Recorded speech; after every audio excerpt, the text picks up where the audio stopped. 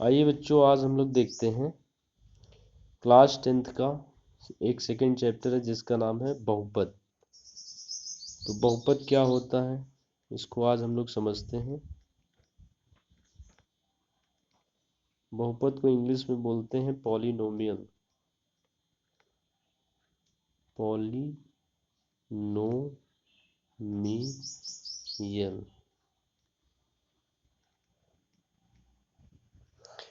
अब समझते हैं कि पॉलिनोमियल होती क्या है। तो पॉलिनोमियल को समझने से पहले हमें यह समझना होगा कि वेरिएबल्स और कांस्टेंट क्या होते हैं। तो सबसे पहले हम लोग समझते हैं कि वेरिएबल क्या होते हैं। वेरिएबल को हिंदी में बोलते हैं चर। चर क्या चीज़ है? तो जैसे हम लोग देखते हैं कि मैथमेटिक्स में कहीं कहीं हमें एक्स नज़र दिखता है, वाई दिखता है, जेड दिखता है, पी दिखता है, इस तरह के कई सारे टर्म्स दिखते हैं। ये ऐसे टर्म्स होते हैं जिनकी वैल्यू क्या होती है, फिक्स नहीं होती है। मतलब इनकी वैल्यू फिक्स नहीं होती है। वैल्यू जो है इनकी वेरी करती रहती है, मतलब चेंज होती रहती है। जैसे हम किसी से पूछें कि ये क्या लिखा हुआ है, किसी बच्चे से पूछें क्या लिखा हुआ है, तो एक बच्चा कहता है मान लीजिए 3, तो हम कहेंगे हाँ सर 3 हो सकता है। किसी दूसरे बच्चे से पूछते हैं, वो कहता है 5, तो हम कहेंगे हाँ 5 भी हो सकता है। किसी तीसरे बच्चे से कहते हैं ये क्या लिखा हो, तो कहता है 7, तो हम कहेंगे हाँ 7 भी हो सकता है। इस तरह से हम देखते हैं कि ये जो x लिखा हुआ है इसकी वैल्यू कोई फिक्स नहीं है, मतलब इसकी वैल्यू जो है वेरी करती रहती है। तो ऐसे टर्म्स जिनकी वैल्यू फिक्स नहीं होती है उनको हम लोग बोलते हैं वेरिएबल्स। अब वेरिएबल्स को कई भागों में बांटा गया है डिपेंडिंग अपॉन पावर। इनकी पावर के आधार पर कई सारे टाइप के वेरिएबल्स होते हैं। जैसे x की पावर अगर 0 लिखी हुई है तो इसको हम लोग बोलते हैं 0 डिग्री वेरिएबल। इसको बोलते हैं 0 डिग्री वेरिएबल। ये 0 डिग्री वेरिएबल है। और अगर x की पावर 1 लिखी हुई है तो इसको हम लोग बोलेंगे 1 डिग्री वेरिएबल। 1 डिग्री, डिग्री को हम लोग ऐसे भी रिप्रेजेंट करते हैं, 1 के ऊपर छोटा सा एक डिग्री लगा देते हैं, इसको 1 डिग्री वेरिएबल।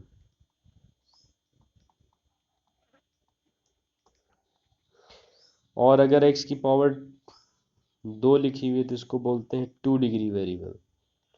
2 degree variable. तो बच्चों इस तरह से हम लोग समझ सकते हैं कि जैसे जैसे जैसे जैसे किसी वेरिएबल की पावर हम लोग बढ़ाते जाते हैं तो वो वेरिएबल भी डिग्री के आधार पर चेंज होता जाता है। जितनी उसकी पावर होती है हम उसे उतनी डिग्री का वेरिएबल बोलते हैं। जैसे x की पावर यहाँ पे n लिखी हुई है तो इसको हम बोलेंगे n degree variable. n degree variable, ये हो गया n degree variable.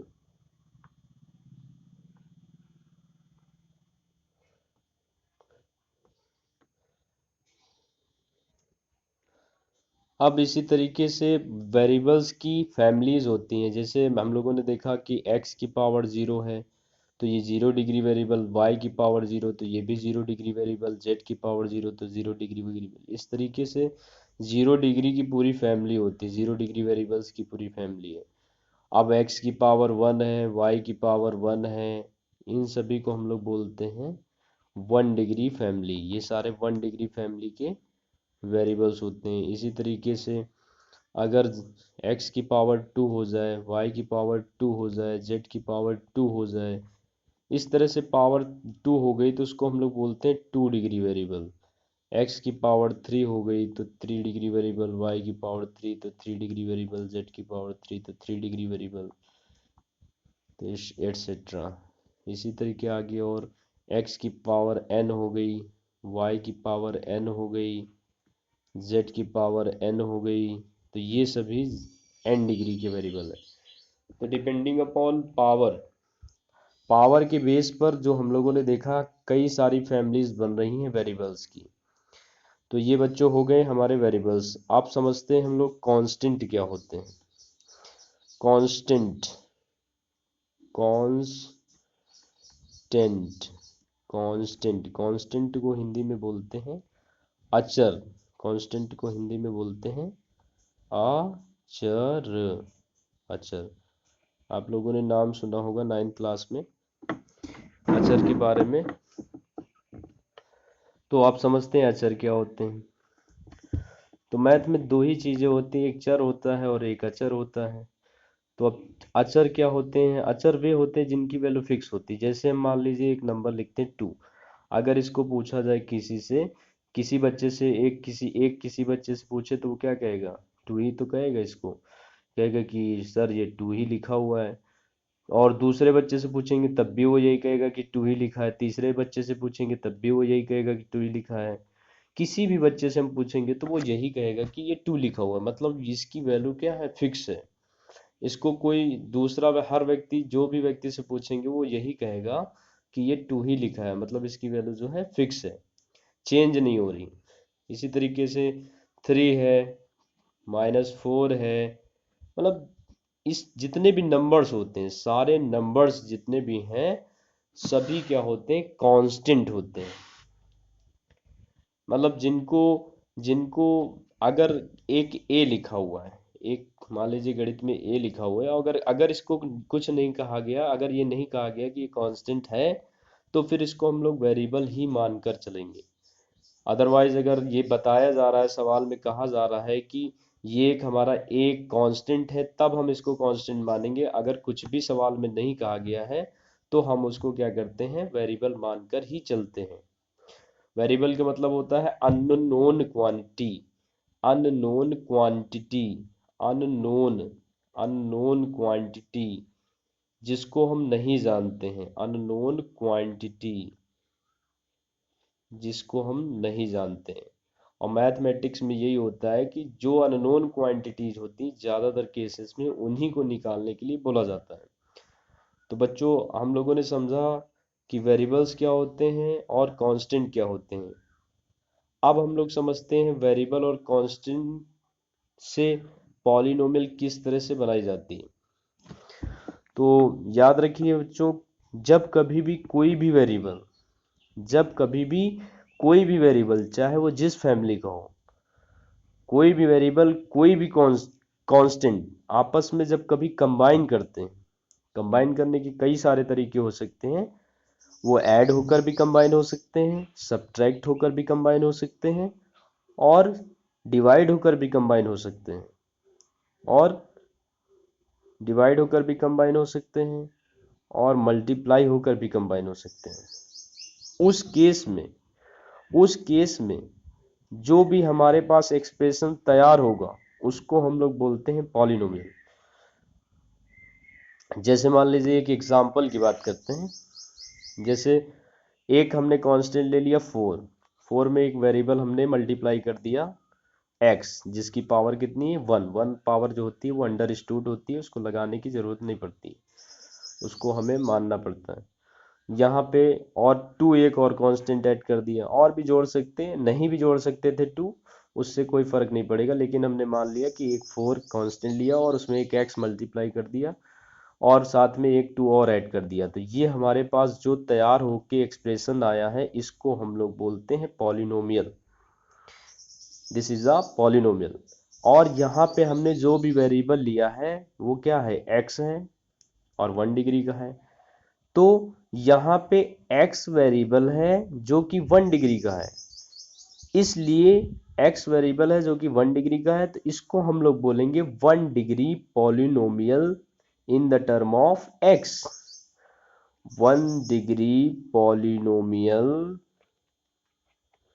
1 degree polynomial in the term of x variable, in the term of x variable. इस तरह से हम लोगों ने सीखा कि जो यहाँ पे 1 डिग्री पॉलिनोमियल है, डिपेंड कर रहा है पावर कितनी है। जितनी पावर का वेरिएबल होगा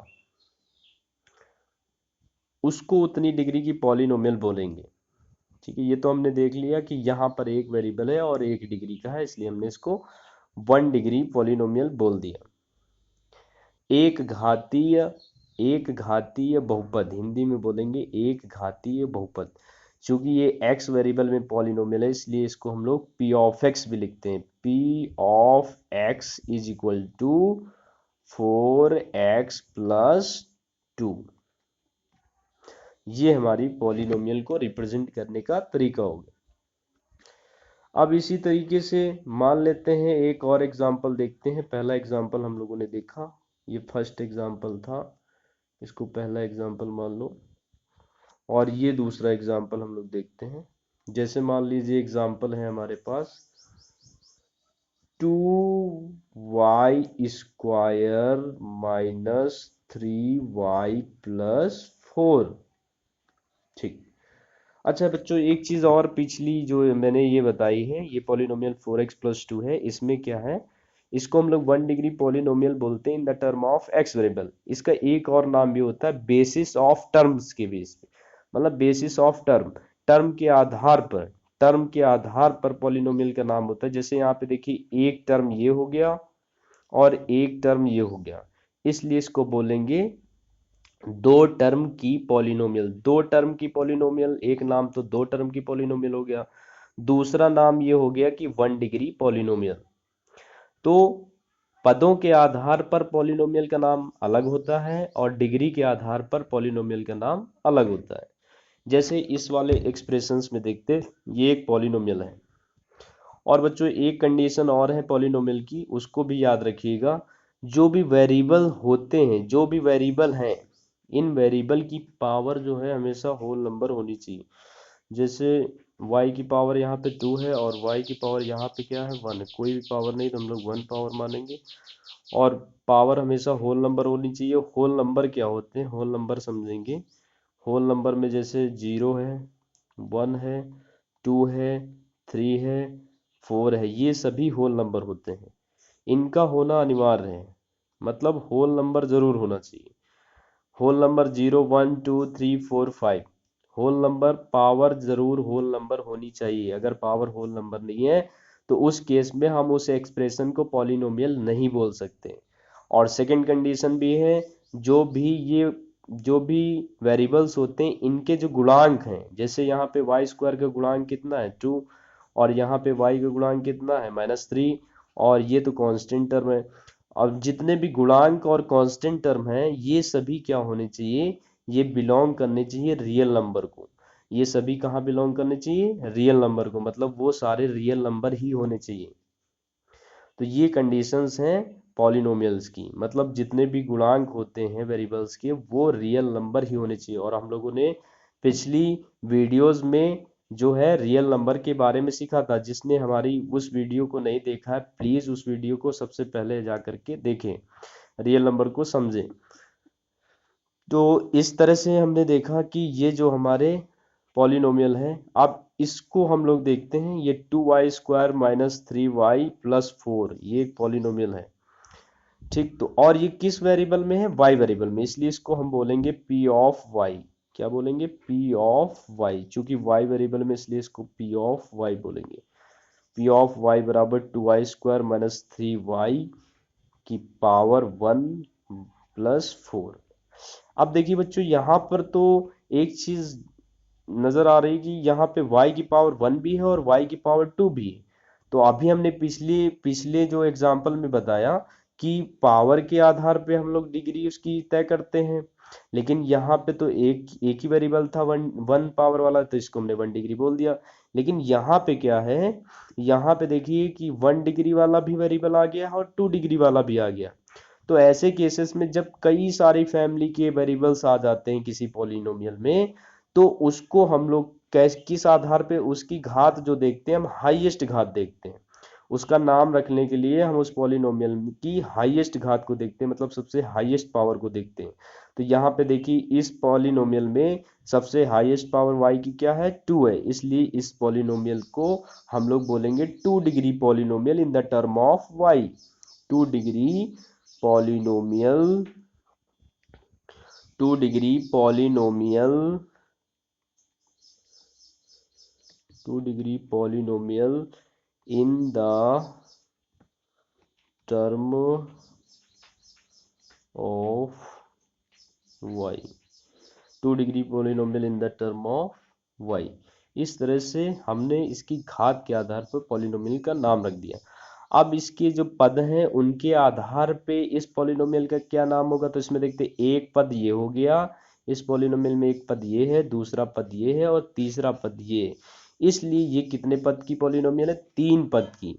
तो इसका नाम क्या पड़ गया इस पॉलिनोमियल का, this is a polynomial of, this is a polynomial of 2 degree and in the term of y, and in the term of y। और कितने टर्म की है, 3 टर्म की है। एक टर्म ये हो गया 2y², दूसरा टर्म हो गया 3y और तीसरा टर्म हो गया 4। तो इसको हम बोलेंगे 3 पदीय बहुपद, 3 पदीय बहुपद या फिर 3 टर्म की पॉलिनोमियल। और दूसरा नाम घात के आधार पे है, वो 2 डिग्री पॉलिनोमियल है। तो इस तरह से बच्चों हम लोगों ने समझा कि ये 1 डिग्री पॉलिनोमियल क्या होती है, 2 डिग्री पॉलिनोमियल क्या होती है। इसी तरीके से हम लोग समझेंगे 3 डिग्री पॉलिनोमियल क्या होती है। तो 3 डिग्री पॉलिनोमियल को देखते हैं। तो 3 डिग्री पॉलिनोमियल में जैसे मान लीजिए एक एग्जांपल लेते हैं, एक एग्जांपल ले रहे हैं हम लोग, एग्जांपल नंबर 3, एग्जांपल नंबर 3, दो एग्जांपल से हम लोगों ने समझा। अब एग्जांपल नंबर 3 लेते हैं। जैसे मान लीजिए लिखा हुआ है 5x³ minus 4x² plus x minus √2। ये एक हमारे पास पॉलिनोमियल लिखी हुई है, पॉलिनोमियल की कंडीशन को सेटिस्फाइड कर रही है। जैसे यहाँ पे देखिए x की पावर होल नंबर है, x की पावर होल नंबर है, x की पावर होल नंबर है। और यहाँ पे ये सभी जो है 5 हो गया, -4 हो गया, 1 हो गया और √2, ये सभी क्या है, रियल नंबर है। इसका मतलब ये हमारी एक पॉलिनोमियल है, पॉलिनोमियल की सारी कंडीशन को फॉलो कर रही है, इसलिए इसको हम लोग पॉलिनोमियल बोलेंगे। अब this is a polynomial of in the term of x variable. तो ये जो है पॉलिनोमियल है हमारी x वेरिएबल में, इसलिए इसको हम लोग लिखेंगे p ऑफ x बराबर 5x³ minus 4x² plus x minus √2। ठीक, तो ये हमारी एक पॉलिनोमियल है। अब यहाँ पे देखिए, यहाँ पे x की पावर 1 भी है, x की पावर 2 भी है, x की पावर 3 भी है। तो इसको हम लोग घात के आधार पे कितने डिग्री की पॉलिनोमियल बोलेंगे, वो डिपेंड कर रहा है कि इसकी हाईएस्ट पावर क्या है। तो हाईएस्ट पावर इस पॉलिनोमियल में क्या है, 3 है। तो इसको बोलेंगे हम लोग 3 डिग्री वेरिएबल पॉलिनोमियल। क्या है ये, 3 डिग्री वेरिएबल पॉलिनोमियल। ये हो गई हमारी 3 डिग्री वेरिएबल पॉलिनोमियल। और इसमें कितने टर्म है, एक टर्म ये, 2 टर्म, 3 टर्म, 4 टर्म। तो इसको बोलेंगे 4 टर्म की पॉलिनोमियल, मतलब 4 पदों की बहुपद तथा 3 घातीय बहुपद। इसी तरीके से बच्चों आप लोग समझ गए हैं कि जैसे जैसे पॉलिनोमियल की पावर चेंज होती जाएगी वैसे वैसे उस पॉलिनोमियल का नाम भी चेंज होता जाएगा, और जैसे जैसे पद चेंज होंगे वैसे वैसे पॉलिनोमियल का नाम चेंज होता जाएगा। अब इम्पोर्टेंट बात क्या है, अब समझना है हम लोगों को कि पॉलिनोमियल तो हम लोग समझ गए कि पॉलिनोमियल होती क्या है और कितने पदों की, जो जितने पदों की होती है उसके बेस पे उसका नाम रखा जाता है, और घात के आधार पर उसका नाम किस तरह से रखा जाता है ये हम लोग सीखे। अब समझते हैं कि जो पॉलिनोमियल होती है, जैसे एक घात की पॉलिनोमियल होती है, मतलब 1 डिग्री पॉलिनोमियल होती है, तो हम लोगों ने देखा वो कुछ इस टाइप की होती है। जैसे 2x + 3 हमने लिख दिया, ये हमारी जो एक पॉलिनोमियल है, ये p ऑफ x पॉलिनोमियल है, और ये एक घात की पॉलिनोमियल मतलब 1 डिग्री की पॉलिनोमियल है। अब यहाँ पे देखिए ये जो 1 डिग्री की पॉलिनोमियल है, मतलब जो p ऑफ x है ये एक 1 डिग्री की पॉलिनोमियल है। तो यहाँ पे देखिए ये जो x की पावर है कितनी है, 1 है।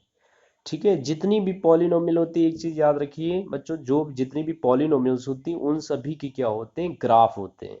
ग्राफ होते हैं, सारी पॉलिनोमियल के ग्राफ होते हैं। ठीक है, वो डिपेंड करता है कि हम लोग जो ग्राफ कैसा बनेगा, वो डिपेंड करता है पॉलिनोमियल कैसी है, कितने डिग्री की है। तो यहाँ पे देखिए जैसे ये 1 डिग्री की पॉलिनोमियल है, तो याद रखिए 1 डिग्री की जो पॉलिनोमियल होती है उसका ग्राफ जो आता है वो एक सरल रेखा आता है। मतलब इसका ग्राफ जो आता है बिल्कुल क्या आएगा, सरल रेखा आएगा, बिल्कुल स्ट्रेट लाइन आता है। अब इस 2x+3 का अगर मुझे ग्राफ बनाना है तो हम लोग क्या करते हैं, जो भी पॉलिनोमियल दी है उसको हम लोग y मान लेते हैं। ठीक, y मान लेते हैं। तो यहाँ पे एक एक एक एक तरफ हम लोग इनपुट अक्ष बनाएंगे और दूसरी तरफ y जो है आउटपुट का काम करेगा। x अक्ष किसका काम करेगी, इनपुट का, और y अक्ष किसका काम करेगी, आउटपुट का। और जहाँ पे दोनों अक्षें आपस में इंटरसेक्ट करती हैं उसको हम लोग बोलते हैं ओरिजिन, ओरिजिन या फिर मूल बिंदु। अब इनपुट का मतलब क्या है, हम इस एक्स अक्ष से कोई भी इनपुट उठा सकते हैं। इनपुट का मतलब जैसे जितने भी नंबर्स इस एक्स अक्ष पे, एक्स अक्ष पे तो इन्फिनाइटली मनी नंबर्स होते हैं। जैसे इधर जीरो से आगे जाएंगे तो पॉजिटिव की तरफ जाएंगे तो इन्फिनिटी तक जाएंगे, 1 2 3 4 5 6 7, इस तरह से डैश डैश इन्फिनिटी।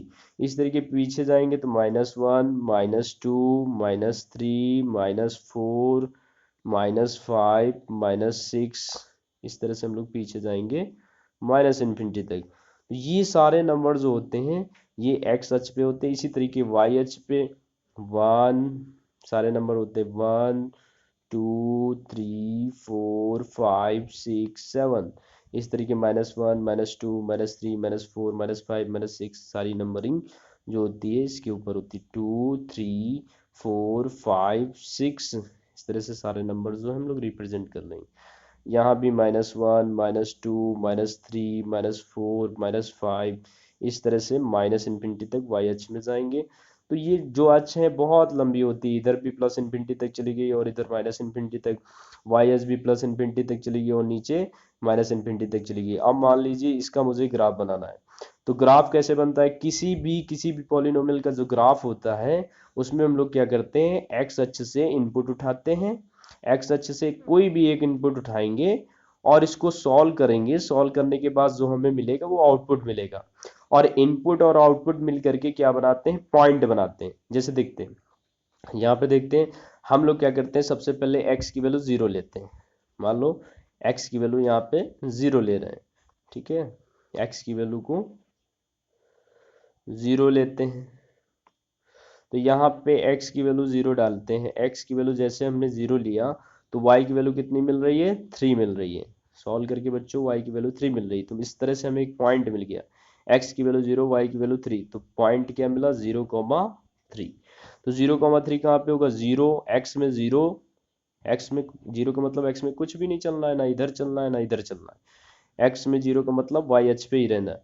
और y में कितने यूनिट चलना है, 3 यूनिट, वो भी ऊपर की ओर प्लस की तरफ। तो 1 2 3, तो हमें पॉइंट यहाँ पर मिला। इस पॉइंट को मैंने लोकेट कर लिया, इस पॉइंट का नाम ए रख दिया, तो इस पॉइंट का नाम ए हो गया। ये जो पॉइंट आया है इसको ए मान लिया।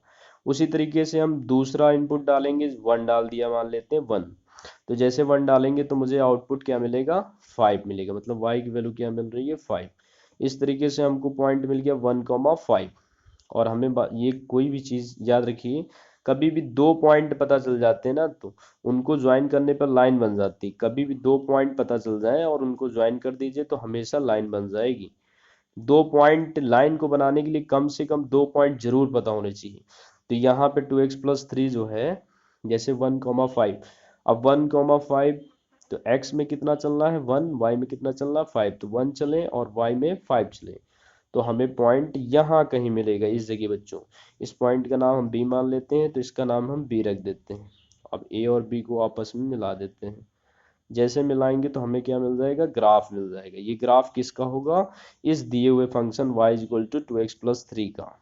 तो इस तरह से हमने ये ग्राफ बना लिया। ये हमारा ग्राफ जो है इस पॉलिनोमियल 2x+3 का। अब यहाँ पे देखिए, याद रखिए कि जो x की जितनी पावर होती है ना, x की जितनी पावर होती है, मतलब पॉलिनोमियल में x की, पॉलिनोमियल में जो हाईएस्ट पावर वाला वेरिएबल होता है, हाईएस्ट पावर वाला वेरिएबल होता है, उतने बार ही वो पॉलिनोमियल का ग्राफ उस पॉलिनोमियल के ग्राफ एक्स अक्ष को कट करता है। जैसे यहाँ पे देखिए इसमें क्या है, एक ही वेरिएबल है और एक जो वेरिएबल है ये 1 डिग्री का है, 1 डिग्री का है। इसका मतलब ये जो है, ये जो ग्राफ, इसका जो ग्राफ आएगा इस पॉलिनोमियल का, वो एक्स अक्ष को एक बार कट करेगा, एक्स अक्ष को केवल एक बार ही कट कर रहा है। और जिस जगह पे कट करता है एक्स अक्ष को, एक्स अक्ष को जिस जगह पर कट करता है वहां पे y की वैल्यू क्या होती है, शून्य होती है।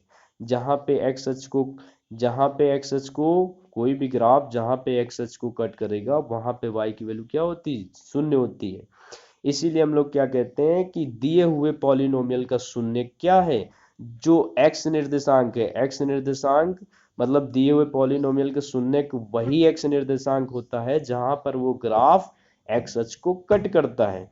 जैसे इस जगह पे देखिए कट कर रहा है, तो इस जगह पे कट कर रहा है, इस जगह पे कट करने का मतलब, अब जैसे यहाँ पे शून्य क्या होगा, शून्य जो होगा -3/2, -3/2 कहीं यहाँ से ग्राफ जाएगा इस जगह से, ठीक है, इस जगह से ग्राफ जाएगा हमारा।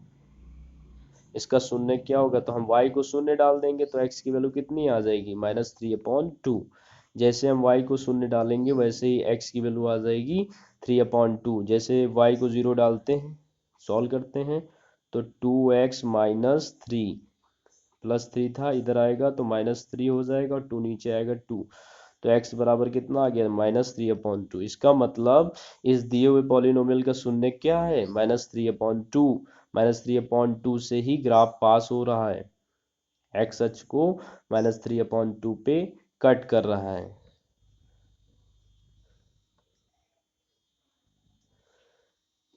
तो बच्चों, आज हम लोगों ने सीख लिया किस तरह से 1 डिग्री पॉलिनोमियल के ग्राफ बनाते हैं। अब बच्चों अगली क्लास में हम लोग जो है 2 डिग्री पॉलिनोमियल का ग्राफ बनाना सीखेंगे। थैंक यू बच्चों, मेरे चैनल को इस लाइक करें, शेयर करें और सब्सक्राइब करें। इस तरह की वीडियो देखने के लिए हमारे चैनल को ज़रूर से ज़रूर सब्सक्राइब करें। थैंक यू, थैंक यू बच्चों।